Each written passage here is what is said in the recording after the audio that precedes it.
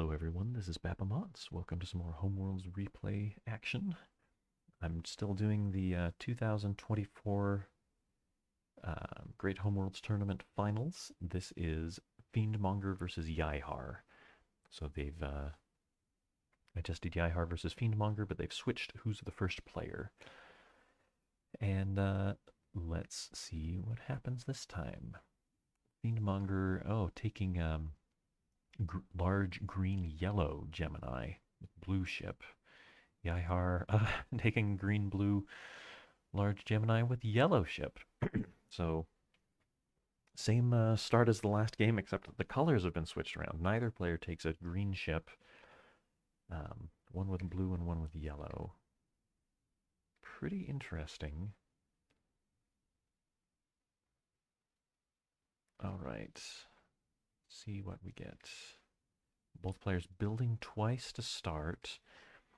They may be trying to lock each other out of the color that they have chosen to have for their first ship here. Of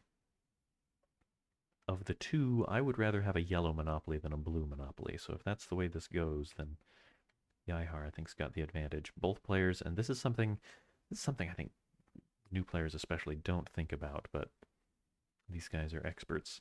One of the best reasons to be connected to a small star, in my opinion, especially if you've got a different starting ship than your opponent, is that you can quickly get that last small out of the bank and get into building mediums. So Fiend gets their medium, YaiHar gets their medium. All right, now we're at a crossroads again where they need to make some decisions. If Fiend is ever going to have a yellow ship, they may need to get it soon. Getting locked out of yellow can be really brutal. Opting for red instead. YaiHar as well. Okay, that doesn't change the fact that yellow is creeping out of Fiendmonger's reach and blue for YaiHar. Yeah, good. Fiend trades for that medium yellow.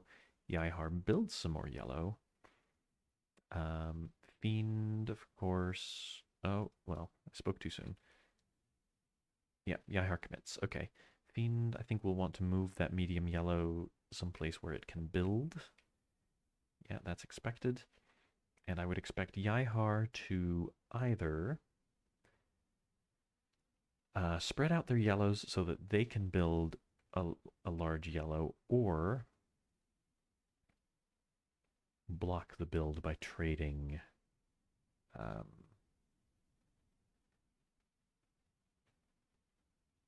all right, I associate this approach with I want to say it's Will that I first saw this with, or maybe Felix. Not only is YaiHar giving themselves more room to build yellow at home, but also making it so if Fiend builds that Y3, then YaiHar can knock out all of Fiend's yellow by moving in a small yellow. Or, better yet, just building the last Y3 there. And YaiHar would come up in ahead in material just slightly. Fiend is calling it a stalemate, going back to building blue. Let's see if YaiHar spreads out their yellows. No? Okay, YaiHar's going to push the issue, saying, let's get rid of these ships. I'll lose a small and you'll lose a medium. Yeah, and Fiendmonger doesn't really have a choice. If they tried to back off and build the Y3, then YaiHar would have chances to block. So Fiendmonger's kind of forced into that catastrophe. Fiend did get an extra chance to build a medium in the meantime, but YaiHar has two mediums. YaiHar's ahead both because they've got the more useful color that they're dominating, but also ahead in material, a medium over a small. Fiend pushing into the blue some more. I wonder if it would have been better to trade for the yellow again.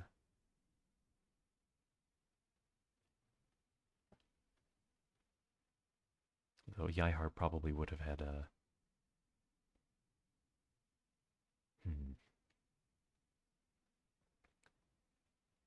YaiHar might have had time to run away with the rest of the yellow. I'm not sure how that timing works out.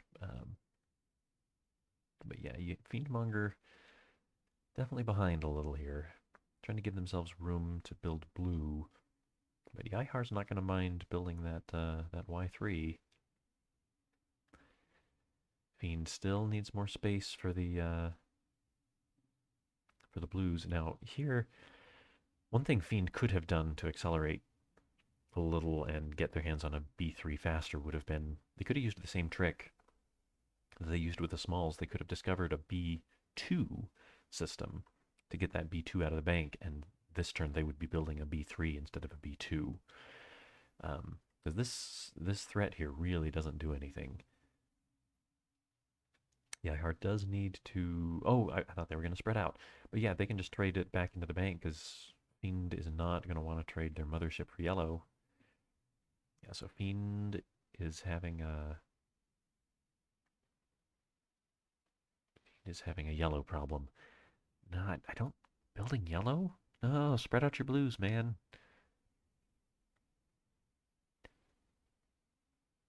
No, I don't... Okay, okay. Well, Fiend wants to threaten to capture this little yellow. Okay, that's good. But the small yellow, yeah, and it's... I mean, capturing that small yellow would have been good last turn, but this turn it's too late, both because YaiHar could have built the Y3, they could have run away, but YaiHar, as usual, finding the best option of all, moving in the R3 so that, sure, you can waste your little red capturing my little yellow, but then I'm going to capture your medium blue, and I'll be into the blue game. Fiendmonger runs away, leaving just one large yellow in the bank, which, yeah, YaiHar, of course, will build. YaiHar's up 2 large ships, and YaiHar is, as usual, just making everybody else look silly. Gosh. Sorry, Fiend. YaiHar's really good. Okay, Fiend turning their eye to green? No, spread out your blues. At least get some large ships. I wonder if Fiend just really undervalues having large ships, or maybe I overvalue it. I've suspected that sometimes, but there's no question in my mind. Fiend should be spreading out their blues and preparing to build the B3. YaiHar, yeah, cycling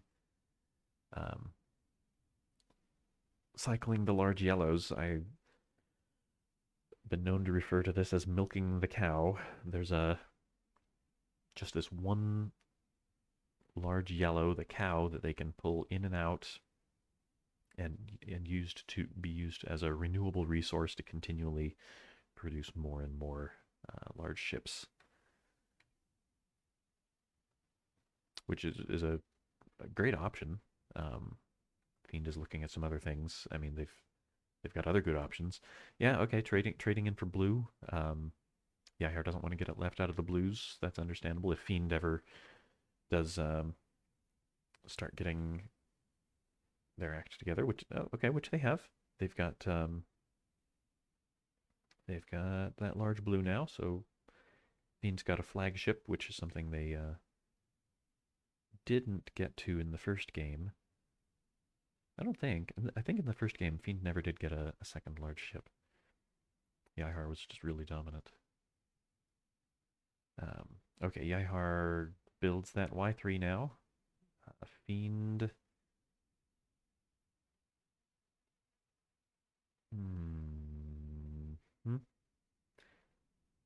Moving that B3 out.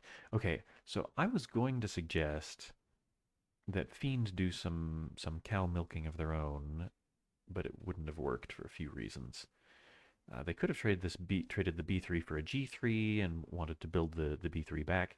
Problems include YaiHar could just build that B3 because they can do so safely because Fiend doesn't have any yellow to get to YaiHar's home for the overpopulation, but also YaiHar could sacrifice their Y3 to move 3 yellows into Electra over. Well, they move 3 yellows into Electra, which would lose. Fiendmonger would lose their flagship.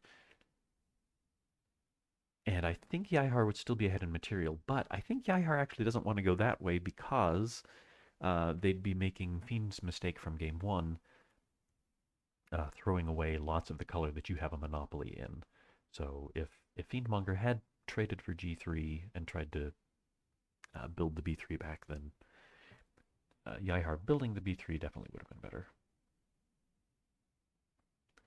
Oh, and I was looking at this a minute ago. I failed to say anything. Fiend does have good red power. They've got a red 3, but that red 3 is the only large ship they have at home, so it can't be sacrificed to capture multiple large invaders. So YaiHar sacrifices the Y3 to move in 2 large invaders. Fiend can only capture 1, and YaiHar still got a red 3 back at home to capture a bunch of other stuff. And YaiHar is having second thoughts about winning the game. Okay, they committed to it. Fiend overpopulates those reds. Oh,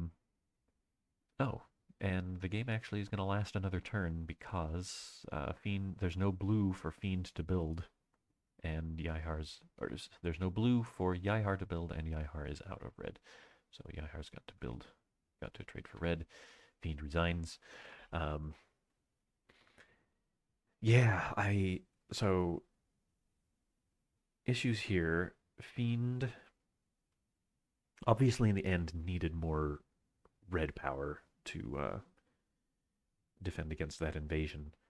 But more than that, Fiend pursued a strategy of dominating the blues, which is not as good as dominating the yellows, and they didn't commit to it hard enough. If they had pushed to get those smaller blues out of the bank harder and put themselves in a position to build the large blues, they could have at least been even in material and possibly been trading those, trade those large blues for other colors and maybe do some milking the cow, as I say, the way that YaiHar did to get more big ships. Yeah. Anyway, that's another win for YaiHar. YaiHar wins both against Fiendmonger, bringing YaiHar's score to 2. Yeah, well, this is fun. I'm enjoying this tournament a lot.